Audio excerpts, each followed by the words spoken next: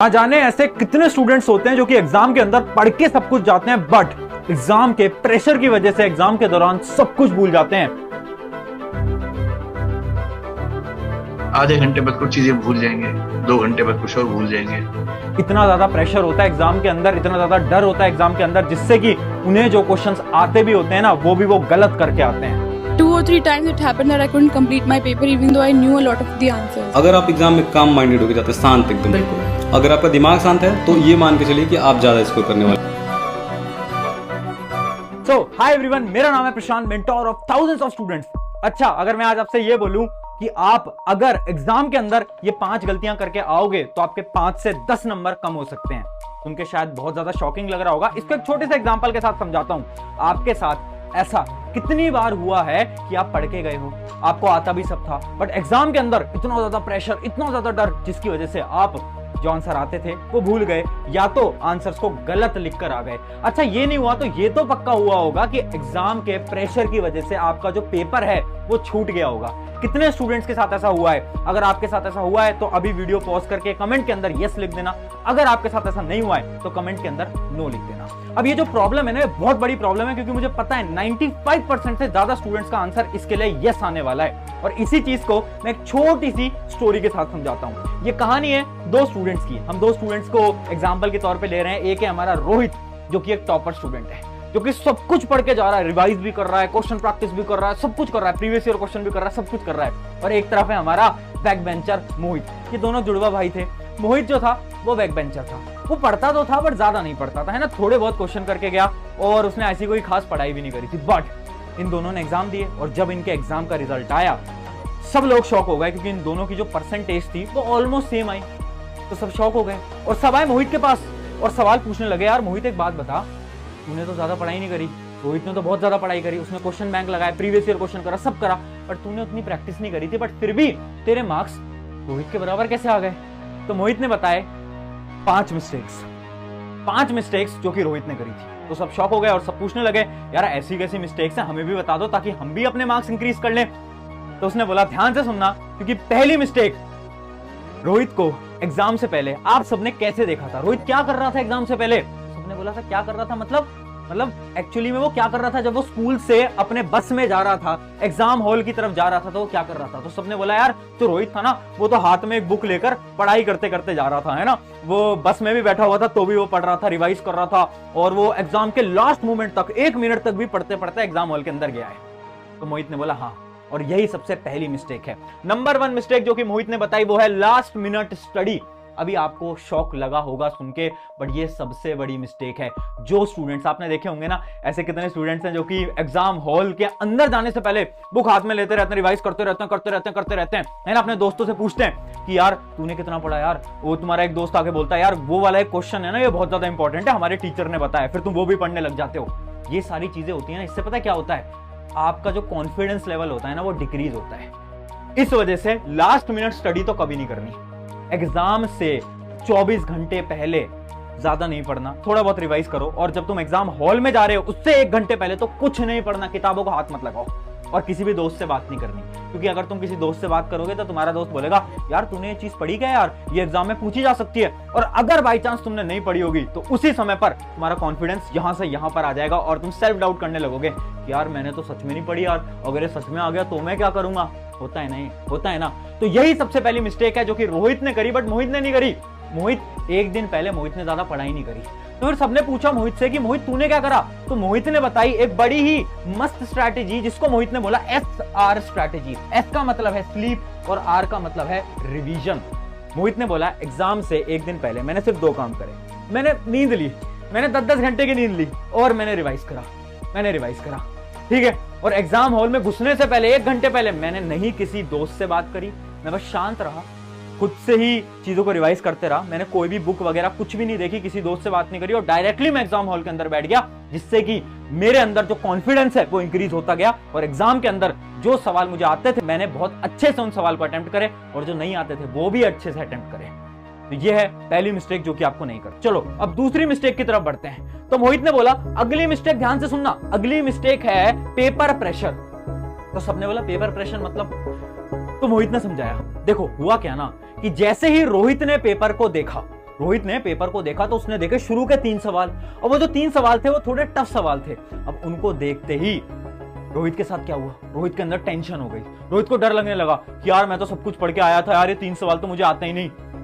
वो 3 ही सवाल थे, वो 3 मार्क्स के ही सवाल थे, बट रोहित के दिमाग के अंदर एक डर बन गया। अब जब वो आगे के सवाल भी अटेम्प्ट कर रहा था ना, तो उसके दिमाग में यही चल रहा था कि यार वो 3 सवाल रह गए यार, वो 3 सवाल रह गए यार, जिसकी वजह से जितना पेपर उसे आता था रोहित वो भी गलत करके आया।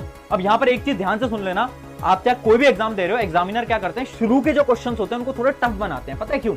आपको टेस्ट करने के लिए, क्योंकि आधे बच्चे तो शुरू के क्वेश्चन देख के डर के और आधा पेपर खराब करके आएंगे। तो आपको सबसे पहले तो पेपर को देख के डरना नहीं है। फिर सबने पूछा मोहित से, भाई तूने क्या करा? तो मोहित ने बोली 2 कंडीशन। देखो, जब भी आप अपने पेपर को देखोगे, या तो पेपर आपका इजी होगा या तो पेपर आपका हार्ड होगा, यही 2 कैटेगरी होंगी। अगर आपका पेपर इजी आ जाए, आपको पता है कि यार इसमें तो मुझे सारे क्वेश्चंस आते हैं, तो ओवर कॉन्फिडेंस में मत आओ। धीरे धीरे आराम आराम से सारे सवालों को अटेम्प्ट करो। ज्यादा एक्साइटमेंट के अंदर कोई सवाल, वरना तुम गलत कर दोगे। और बाई चांस जो कि तुम्हारे साथ होगा, अगर पेपर मुश्किल आ जाता है, हार्ड आ जाता है, तब क्या करोगे? तब क्या करोगे? एक लाइन अपने दिमाग के अंदर डाल लो आज, अगर पेपर हार्ड आए, जैसे तुमने पेपर उठाया, पेपर मुश्किल आ गया, अब तुम्हें डर लग रहा है कि यार पेपर मुश्किल आ गया, खुद से बस एक लाइन बोलनी है, ये पेपर मेरे अकेले के लिए मुश्किल नहीं है, ये सबके लिए मुश्किल है। और एक सच्चाई आपको बताता हूं, एक रियलिटी आपको बताता हूं, जब भी पेपर टफ आता है तो पेपर की चेकिंग बहुत आसान होती है। इसका एक एग्जांपल है, एक बार बोर्ड एग्जाम में एक एग्जाम बहुत ज्यादा टफ आया था, उसके अंदर सबके मार्क्स बहुत अच्छे आए थे। पता है क्यों?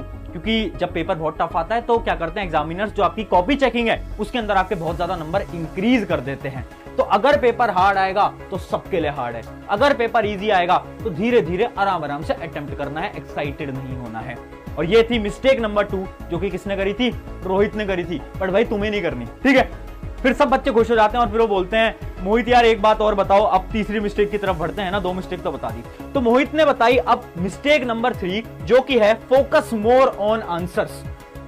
अब मोहित ने बोला कि पता है रोहित ने क्या गलती करी? रोहित ने अपने आंसर्स को लिखने पे ज्यादा फोकस करा।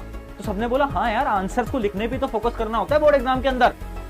तो मोहित ने बोला नहीं, गलत है, फोकस पता है कहां करना होता है? फोकस करना होता है क्वेश्चंस पे। तो सब शॉक हो गए, क्वेश्चंस पे फोकस करना होता है मतलब? हम तो यार आंसर लिखने पे फोकस करते हैं।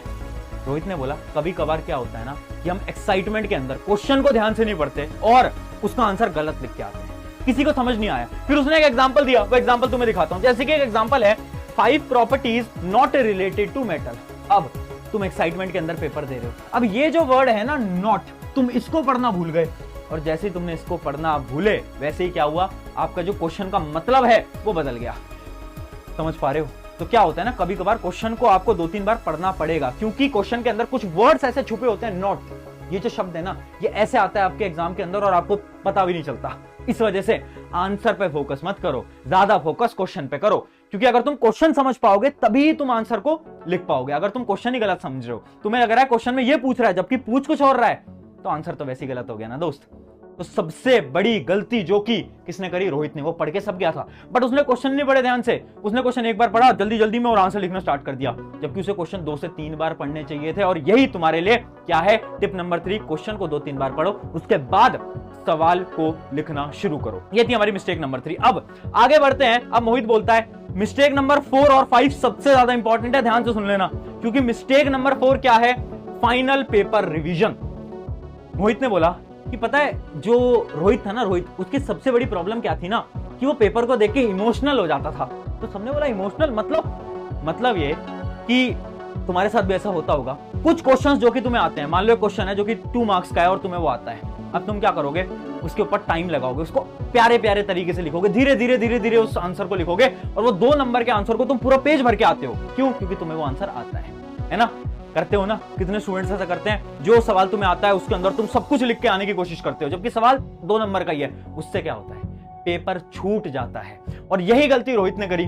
रोहित ने क्या करा? कुछ आंसर को तो बहुत बड़ा बड़ा लिखा, जिसकी वजह से उसको पेपर के एंड में फाइनल रिवीजन का टाइम नहीं मिला। फाइनल रिवीजन मतलब लास्ट में क्या होता है, 10 मिनट आपको खुद के पेपर को एक बार रिवाइज करना होता है। अब तुम पूछोगे कि रिवाइज करने की जरूरत क्या है? इसको भी एक छोटे से एग्जांपल से समझाता हूं। इमेजिन करो तुम्हारे भैया दीदी की कहीं शादी है, ठीक है, और तुम्हें उस शादी में जाना है। अब तुम शादी के लिए तैयार हो रहे हो ना, लड़के कोट वोट पहन के तैयार हो रहे हैं। क्या तुम कोट वोट वगैरह तुमने पहना और क्या तुम डायरेक्टली शादी के लिए निकल जाते हो? नहीं। क्या करते हो? एक बार शीशे के सामने जाओगे, खड़े होगे और चेक करोगे, अच्छा ठीक है, कोट ठीक है, वॉच ठीक है, चेक करते हो ना एक बार, क्या करते हो, रिवाइज करते हो, खुद को देखते हो कि हाँ ठीक तो लग रहे हैं यार, ठीक है अब चलते हैं, यही करते हो ना। ये काम अपने पेपर में क्यों नहीं करते? पेपर के अंदर भी ये काम करना जरूरी है। एग्जाम जब तुमने लिख दिया ना, फिर अपनी आंसर शीट को देखो कि ठीक है यार, एक बार आंसर को फटाफट से देख लेते हैं, कहीं कुछ आंसर में मिस्टेक तो नहीं कर दी। और तुम्हें 3 पॉइंट्स को ध्यान में रखना है। पहला पॉइंट है रिवाइज कैलकुलेशन। जो कैलकुलेशंस हैं उनको रिवाइज करो, देखो कि मैथमेटिक्स फिजिक्स के अंदर कोई कैलकुलेशन मिस्टेक तो नहीं कर दी। उसके बाद देखो फास्ट रीडिंग, मतलब अपने आंसर को एक बार फटाफट से पढ़ो, फटाफट से पढ़ के देखो कि कहीं तुमने कोई ग्रामेटिकल मिस्टेक वगैरह तो नहीं कर दी। और तीसरा पॉइंट है अंडरलाइन इंपॉर्टेंट पॉइंट्स। जितने भी इंपॉर्टेंट पॉइंट्स हैं उनको फटाफट से क्या करना है, अंडरलाइन करते चलना है, ठीक है। जो अपने अंडरलाइन कीवर्ड स्ट्रैटेजी है, अगर तुमने वो वीडियो नहीं देखी है, how to write exam like a topper, वो देख लेना, लिंक मैं डिस्क्रिप्शन में दे दूंगा, ठीक है। तो 3 पॉइंट कैसे करने हैं, फाइनल रिवीजन। तो अपने एग्जाम का जो 10 मिनट है, लास्ट का 10 मिनट्स तुम्हारे एग्जाम के मैं मांग रहा हूं, किसके लिए, फाइनल रिवीजन के लिए। बहुत ज्यादा इंपॉर्टेंट है। अगर 10 मिनट नहीं दोगे एग्जाम के, कहीं ना कहीं नंबर कटने की चांस बन सकती है। प्लीज इसलिए बोल रहा हूं, टाइम मैनेजमेंट करके चलना है, ज्यादा इमोशनल नहीं होना है। आंसर्स को बड़ा बड़ा नहीं लिखना है। 2 नंबर का है तो 2-3 लाइन लिखी, 3 नंबर का है तो 4-5 लाइन लिखी, बस। बड़े आंसर्स लिखने की कोई आवश्यकता जरूरत नहीं है।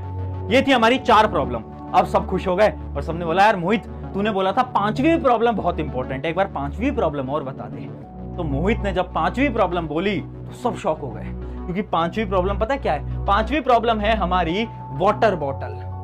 मोहित ने बोला कि रोहित है ना, पानी की बोतल नहीं लेके गया था एग्जाम में।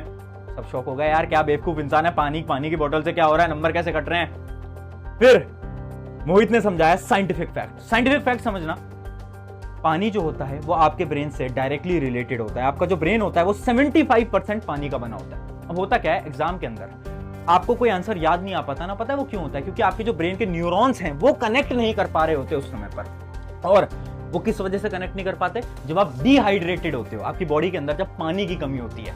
इस वजह से जब भी आप एग्जाम देने जा रहे हो, एक वाटर बॉटल लेके जाओ। जब भी आपको स्ट्रेस हो रही है, जब भी आपको लग रहा है कि अरे आंसर याद नहीं आ रहा, एक घूंट पानी का पी के देखना, गारंटी से बता रहा हूं, ट्राई करके देखना। उससे क्या होगा, थोड़ी देर बाद आपके जो न्यूरॉन्स है वो कनेक्ट करेंगे और आपको चीजें याद आने लगेंगी। Water is very important. 3 घंटे 2 घंटे का तुम पेपर लिखते हो, बिना पानी के लिखते हो, तो भाई याद कैसे आएगा, मेमोरी कैसे बनेगी, दिमाग कैसे चलेगा? बिना पानी के नहीं चल सकता। और ये सारी चीजें साइंटिफिकली प्रूवन है।